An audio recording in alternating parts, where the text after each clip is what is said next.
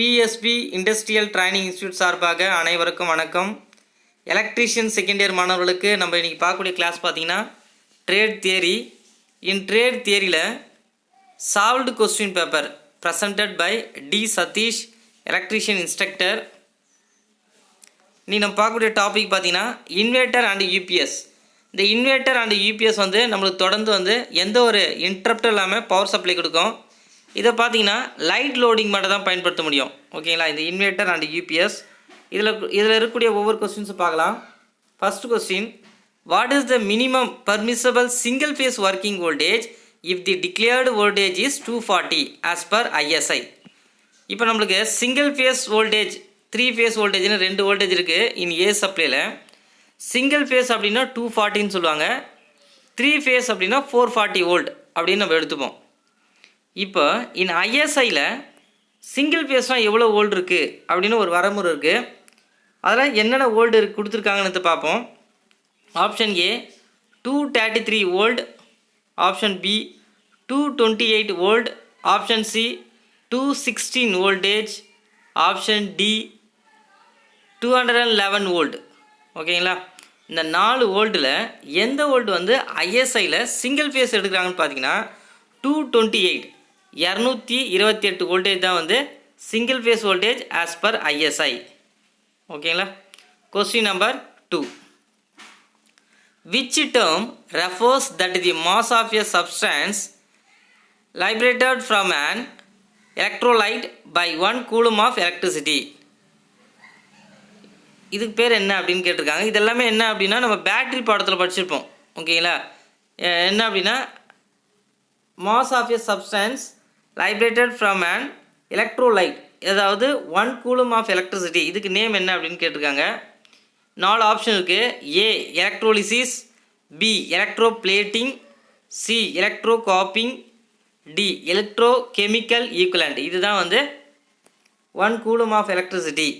ஓகேங்களா, option D electro chemical equivalent, பேட்டரியில் நம்ம பயன்படுத்தக்கூடிய equivalent. Question number 3, what is the full form of observation of UPS? UPS உடைய full form என்ன அப்படின்னு கேட்டிருக்காங்க.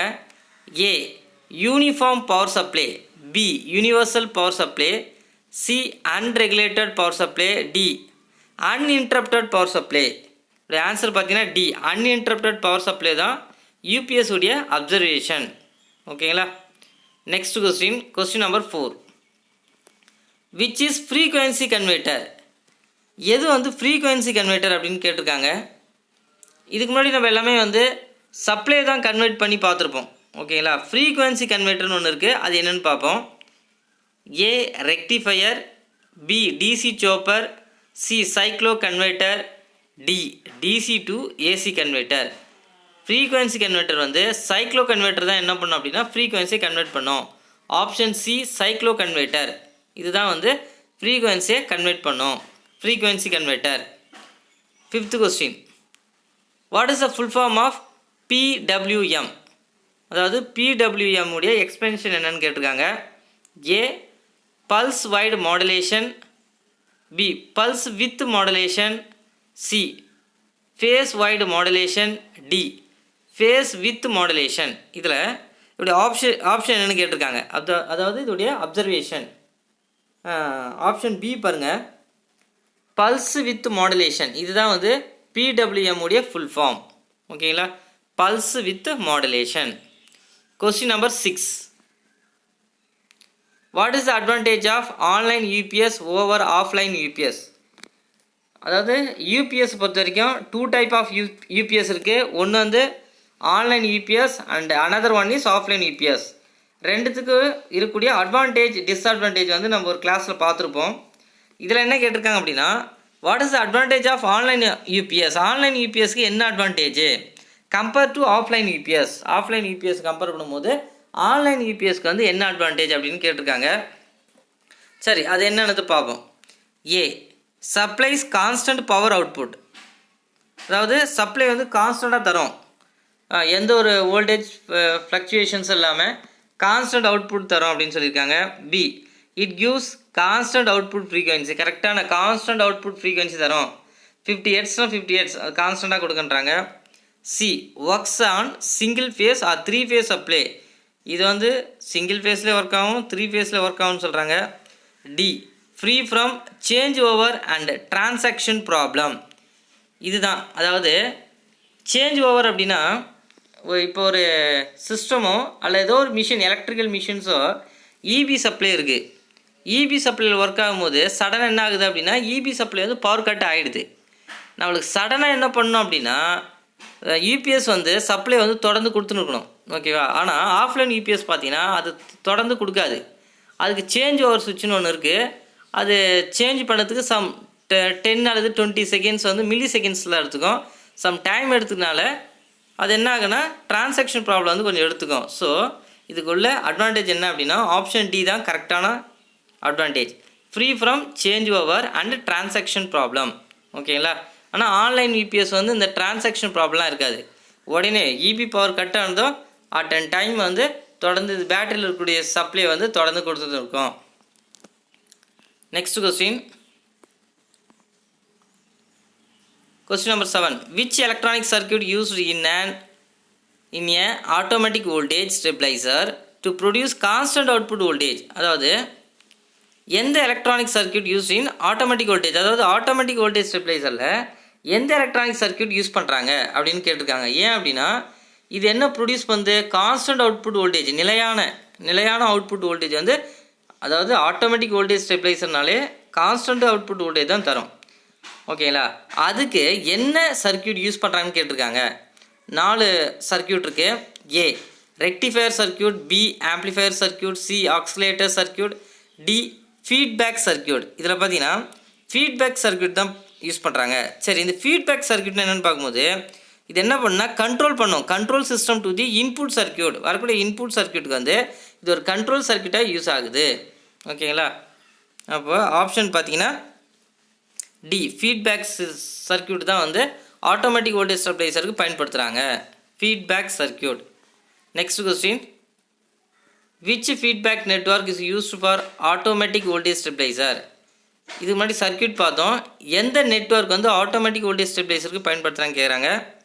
மொத்தம் 4 நெட்வொர்க் இருக்குது. A current divider network, B voltage divider network, C tapped transformer network, D resistant temperature detector network.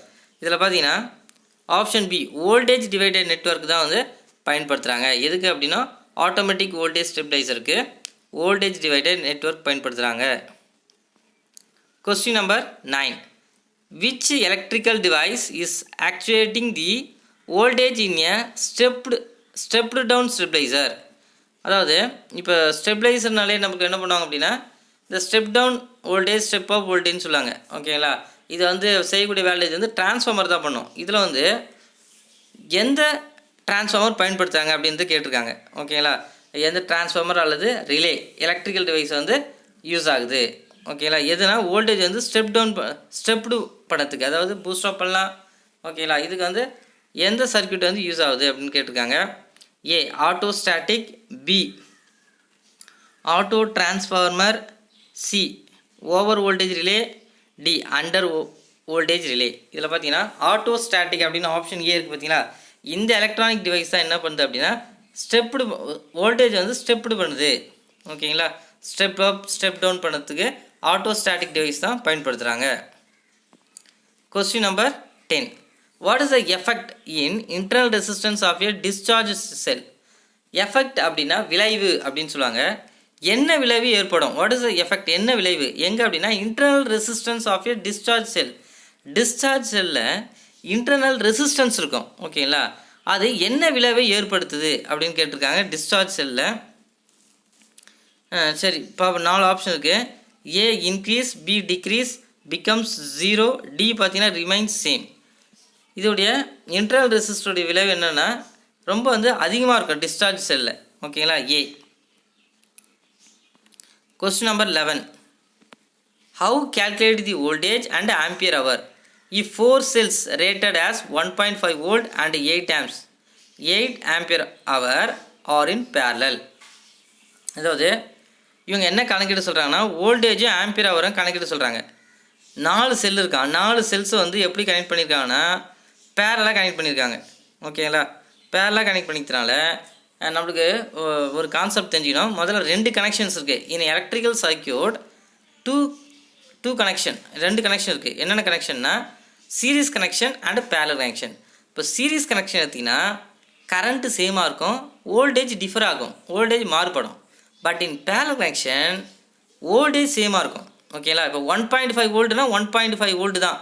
அப்போ அந்த 1.5 volt எங்கே இருக்குன்னு பாருங்கள். எந்த ஆப்ஷன்? ஆப்ஷன் டியில் இருக்குது பாருங்கள். ஆப்ஷன் டியில் 1.5 வோல்ட் இருக்குது. ஏன் அப்படின்னா கரண்ட் வந்து சேமாக இருக்கும் பேரலல் கனெக்ஷனில். ஓகேங்களா, பட் என்ன மாறும்னா கரண்ட்டு மாறும், வோல்டேஜ் சமமாக இருக்கும், கரண்ட் வந்து லோடை பொறுத்து மாறுபடும். ஓகேங்களா, அப்போ 1.5 எடுத்து அந்த ரேட்டட் வோல்ட்டு அப்படியே போட்டுக்கலாம். 4 செல்ஸ் ஆர் கனெக்டட் இன் பேரலனும் போது அந்த 8ஐ 4ஆல் மல்டிப்ளை பண்ணுங்கள். அப்போ 8 × 4 32. ஓகேங்களா, அப்போது 32 ampere hour. Option D 1.5 volt and 32 ampere hour. அதுதான் அதோடைய கரெக்டான ஆன்சர். இது வந்து கேல்குலேஷன். ஓகேங்களா, இதெல்லாம் நம்ம போட்டு தான் போகணும்.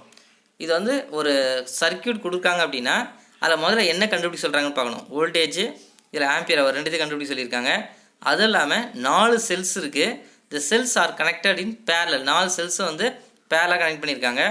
ஓகேங்களா, நான் என்ன பண்ணியிருக்கேன்னா அந்த 8 ஆம்பியர் ஹவருக்கு பார்த்தீங்களா அதை வந்து 4ஆல் மல்டிப்ளை பண்ணிக்கிறேன். ஏன் அப்படின்னா 4 செல்லு தின்னால ஒருவேளை 5 செல்லாக இருந்தால் 5ஆல் மல்டிப்ளை பண்ணணும்.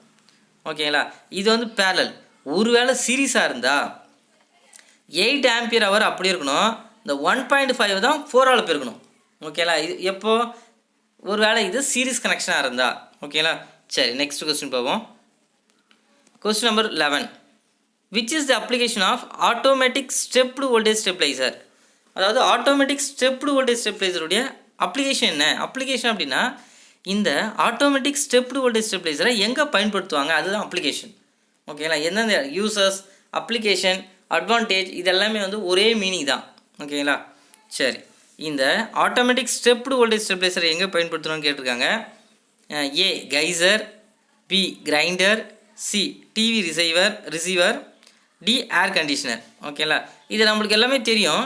பட் இந்த ஏன்ற பேர் வந்து கைசர்னு உங்களுக்கு கொஞ்சம் டிஃப்ரெண்ட்டாக இருக்குது. Geyser is nothing but heater, water heater தான் அது. ஓகேங்களா, சரி இங்கே கேட்டிருக்குது ஆட்டோமேட்டிக் ஸ்டெப்டு வோல்டேஜ் ஸ்டெபிளைசர் எங்கே பயன்படுத்துவாங்க அப்படின்னா டிவி ரிசீவருக்கு பயன்படுத்துவாங்க. Option C TV receiver.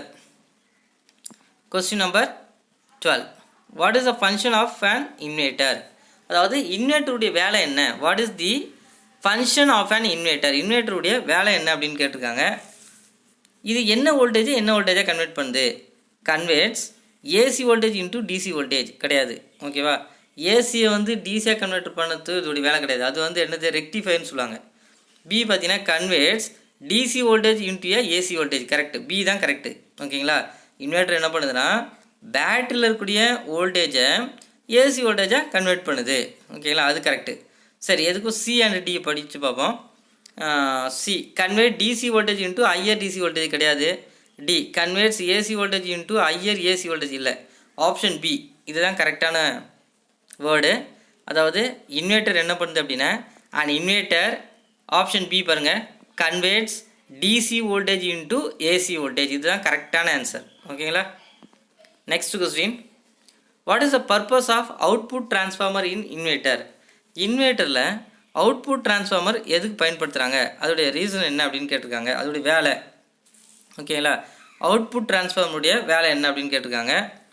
சரி படித்து பார்ப்போம். ஆப்ஷன் ஏ ஸ்டெப் அப் இன்புட் ஏசி. வரக்கூடிய இன்புட் ஏசி சப்ளை வந்து ஸ்டெப் அப் அதிகம் பண்ணி கொடுக்கும்.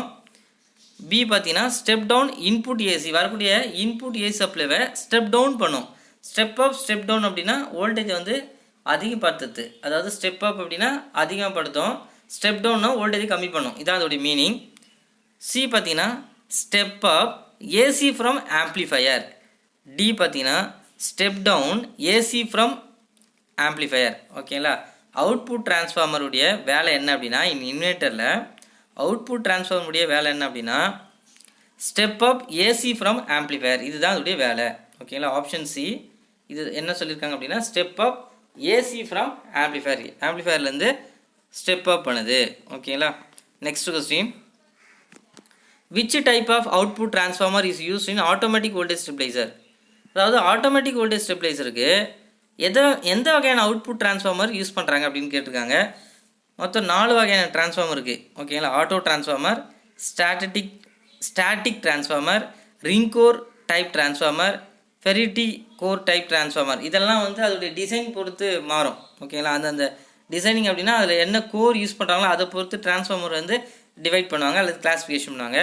இங்கே வந்து which type of output transformer use பண்ணுறாங்க அப்படின்னு பார்க்கும்போது எங்கே அப்படின்னா ஆட்டோமேட்டிக் வோல்டேஜ் ஸ்டெபிளைசரில் ஆட்டோ டிரான்ஸ்ஃபார்மர் தான் பயன்படுத்துகிறாங்க.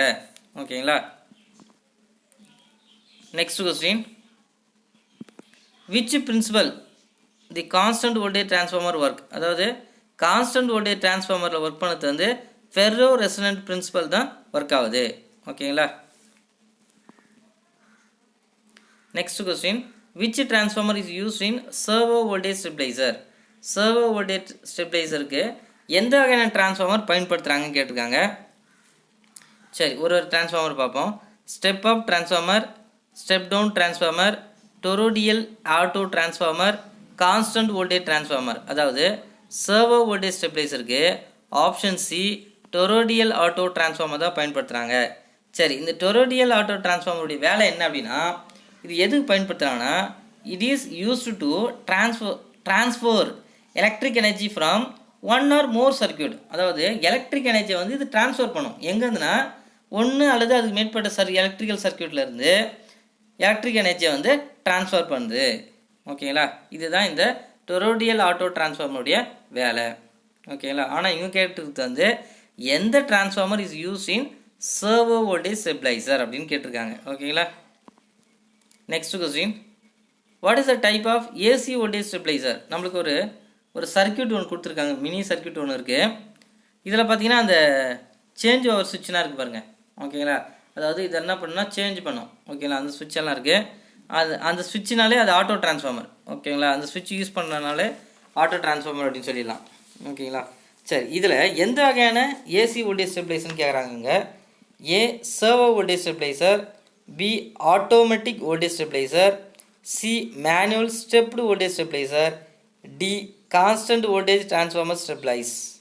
இதில் பார்த்தீங்கன்னா இந்த டயக்ராம் வந்து manual stepped voltage stabiliser option C இருக்குது பார்த்தீங்களா, அதுதான் இதோடைய suitable circuit. Manual stepped voltage stabiliser தான் இந்த சர்க்கியூட். ஓகேங்களா, இந்த வகையான voltage stabiliser.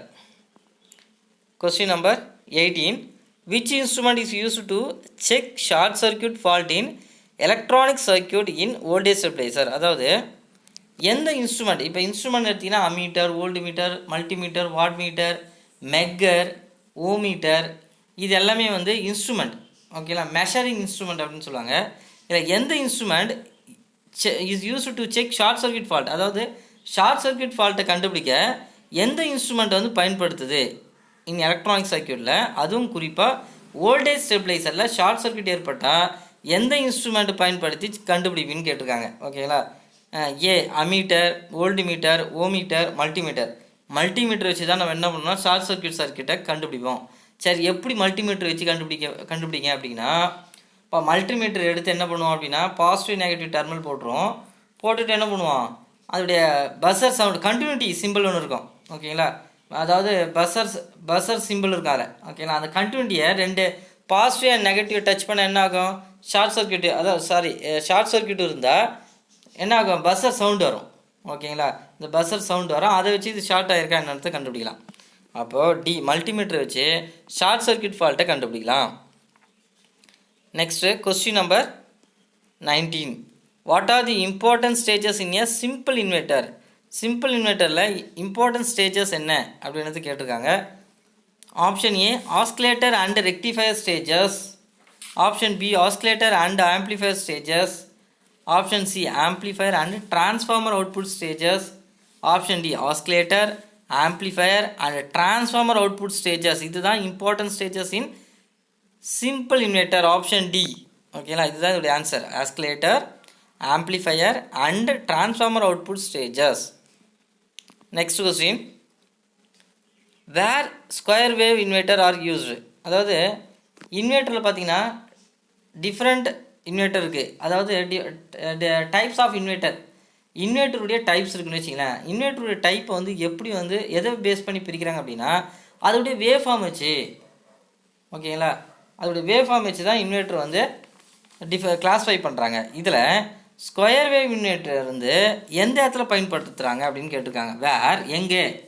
Where square wave inverters are used. ஓகேங்களா, ஸ்கொயர் வேவ் இன்வெர்ட்டர்ஸ் வந்து எங்கே பயன்படுத்துகிறாங்கன்னு கேட்டிருக்காங்க. A computer, B TV receiver, C DVD player, D general lighting circuit என்னென்னவோ அது எல்லாத்துக்கும் பயன்படுத்துகிறாங்க. லைட்டிங் சர்க்யூட்னா லைட்டு வர சர்க்யூட் கிடையாது. லைட்டிங் சர்க்யூட் அப்படின்னா பிலோ 800 வாட்ஸ், 800 வாட்ஸுக்கு கம்மியாக இருக்கிறது எல்லாமே வந்து லைட்டிங் லோடுன்னு சொல்லுவாங்க. ஒரு வேளை 800 வாட்ஸ்க்கு மேலே போகுது அப்படின்னா அதெல்லாம் பவர் லோடு அப்படின்னு சொல்லுவாங்க. ஓகேங்களா, பாயிண்ட் பிரிப்பாங்களே, லைட் பாயிண்ட், பவர் பாயிண்ட் அப்படின்னு. சரி, இந்த ஸ்கொயர் வேவ் இன்வெர்ட்டர் வந்து ஜென்ரலாக லைட்டிங் சர்க்யூட்டுக்கு பயன்படுத்துவாங்க. ஓகேங்களா, next question. How the backup time of UPS can be increased. அதாவது யூபிஎஸ்சில் பேக்கப் டைமை வந்து எப்படி இன்க்ரீஸ் பண்ணுவாங்கன்னு கேட்டிருக்காங்க. ஓகேங்களா, சரி 4 ஆப்ஷன் இருக்குது, ஒன்று எடுத்து பார்ப்போம். A increase the voltage ampere rating of UPS உடைய வோல்டேஜ் ஆம்பியர் ரேட்டிங்கை வந்து இன்க்ரீஸ் பண்ணுவாங்க. ஓகேங்களா, அது இன்க்ரீஸ் பண்ணால் பேக்கப் டைம் வந்து இன்க்ரீஸ் ஆகும்னு சொல்கிறாங்க. அடுத்தது வந்து B increase the ampere hour capacity of battery. இதுதான் correct. Okay, ampere hour capacity, பேட்டரியுடைய ஆம்பியர் ஹவர் கெப்பாசிட்டி தான் இன்க்ரீஸ் பண்ணோம். இருந்தாலும் அடுத்த ஆப்ஷன் பார்ப்போம். C decrease the ampere hour capacity of battery, decrease பண்ணக்கூடாது. டி பார்த்தீங்கன்னா maintain battery terminal voltage always 90% of rating. அதாவது எப்போதுமே பேட்டரியுடைய டெர்மினல் வோல்டேஜ் வந்து 90% வந்து பாதுகாக்கணும், மெயின்டைன் பண்ணணும்னு சொல்கிறாங்க. இல்லை, கரெக்டான ரீசன். பேக்கப் டைமை வந்து இன்க்ரீஸ் பண்ணணும் அப்படின்னா increase the ampere hour capacity of battery. பேட்டரியுடைய ஆம்பியர் ஹவர் அதிகமாக இருந்தால் தானே அதோடைய பேக்கப் இருக்கும். இப்போ ஆம்பியர் ஹவர் கம்மியாக இருந்தால் அது இவ்வளோ நேரத்தில் இவ்வளோ தான் ரன் ஆகும். ஓகேங்களா, பேக்கப் அதிகமாக இருந்தால் தானே ரொம்ப நேரம் ரன் ஆகும். ஓகேங்களா, இப்போ நம்மளுக்கு சப்ளை தரணும் அப்படின்னா ஆம்பியர் ஹவர் பொறுத்து. ஓகேங்களா, ஒரு 150 ஆம்பியர் ஹவர் இருக்குது, 200 ஆம்பியர் ஹவர் இருக்குது. 150 ஆம்பியர் ஹவர் பார்த்தீங்கன்னா ஒரு பேக்கப் பார்த்தீங்கன்னா ஒரு 1 ஹவர் சப்ளை தருதுன்னு வச்சுங்களேன். இதோ ஒரு 200 300 ஆம்பியர் ஹவர் பார்த்தீங்கன்னா ஒரு 2 ஹவர் சப்ளை தரும். ஓகேங்களா, அப்போது பேக்கப் டைம் எதை பொறுத்து இருக்குன்னா ஒரு பேட்டரியுடைய ஆம்பியர் ஹவர் பொறுத்து தான் இருக்குது. B increase the ampere hour capacity of battery. Next question. How the hot sulphation defect in secondary cell can be prevented. அதாவது ஹாட் சல்ஃபேஷன் டிஃபெக்டை செகண்டரி செல் வந்து எப்படி கேன் பி ப்ரிவெண்டட், ஓகேவா, ப்ரிவெண்ட் பண்ணுது அப்படின்ட்டு கேட்டிருக்காங்க. 4 ஆப்ஷன் இருக்குது. என்னென்னு பார்த்தீங்கன்னா A provide trickle charging, B provide freshening charge, C provide constant current charging, D provide constant potential method charge. இந்த 4 மெத்தடில் எதை வந்து தவிர்க்குது, அதாவது ஹார்ட் சல்ஃபேஷன் டிஃபெக்டை செகண்டரி செல் வந்து கேன் பி ப்ரிவெண்டட் அப்படின்னா தவிர்த்தல். எப்படி தவிர்க்குது அப்படின்னா ட்ரிக்கிள் சார்ஜ் மூலிமா இந்த ஹார்ட் சல்ஃபேஷன் டிஃபெக்ட் வந்து செகண்டரி செல் வந்து ப்ரிவெண்ட் பண்ணும். ஓகேங்களா, தவிர்க்கும். எது ஹார்ட் சல்ஃபேஷன் வந்து செகண்டரி செல் வந்து ஏற்படாமல் பாதுகாத்து வந்து ப்ரொவைட் ட்ரிக்கிள் சார்ஜிங். ஓகேங்களா, next question. Which part in UPS supplies continuous output voltage in case of input voltage failure. ஒருவேளை வரக்கூடிய யூபிஎஸ்க்கு இன்புட் வோல்டேஜ் கொடுப்போம். ஓகேங்களா, அது ஏதோ ஒரு சமயத்தில் வந்து ஃபெயிலியர் ஆகிடுச்சு அப்படின்னா இந்த யூபிஎஸ் சப்ளை வந்து எப்படி கண்டினியூஸ் அவுட்புட் வோல்டேஜ் கொடுக்குது, அதாவது எப்படின்னா எந்த பகுதி வந்து யூபிஎஸ்சில் கண்டினியூஸ் சப்ளை கொடுக்குது எப்போ அப்படின்னா இன்புட் வோல்டேஜ் வந்து ஃபெயிலியர் ஆகிட்டோன்னே. ஓகேங்களா, A battery unit, B inverter unit, C rectifier unit, D control unit. ஏ பேட்டரி யூனிட் தான் கரெக்டான ஆன்சர். இப்போ பவர் கட் ஆகிடுச்சுன்னா நம்மளுக்கு சப்ளை தரது பேட்டரி தானே, அதனால் battery unit. Next question number 24. What is the effect during loading of the cell? The current strength falls and becomes 0. என்ன விளைவால் during the loading of the cell, அதாவது செல் வந்து லோடிங்கில் இருக்கும்போது the current strength falls ஆகுது and becomes 0 நிலையை வந்து அடையுது. அது என்னன்னு கேட்குறாங்க. பக்லிங்கா, பி போலரைசேஷனா, C local action, D amalgamation. இதில் வந்து போலரைசேஷன் இதால் தான் என்ன ஆகுது, இந்த விளைவால் தான் லோடிங் ஆஃப் தி செல் வந்து தி கரண்ட் ஸ்ட்ரென்த் வந்து பிகம் 0 ஆகிடுது. B polarisation. ஓகேங்களா, இந்த விளைவால் தான் லோடிங் செல்ஸ் வந்து தி கரண்ட் ஸ்ட்ரென்த் பிகம் 0 ஆகிடுது. ஓகேங்களா, நெக்ஸ்ட் பார்த்தீங்கன்னா what is the reason of having low backup time in UPS அப்படின்னு கேட்டிருக்காங்க. என்ன ரீசனால் லோ பேக்கப் டைம் வந்து எடுத்துக்குது அப்படின்றது கேட்டிருக்காங்க. ஓகேங்களா, இப்போ இதில் 4 ஆப்ஷன்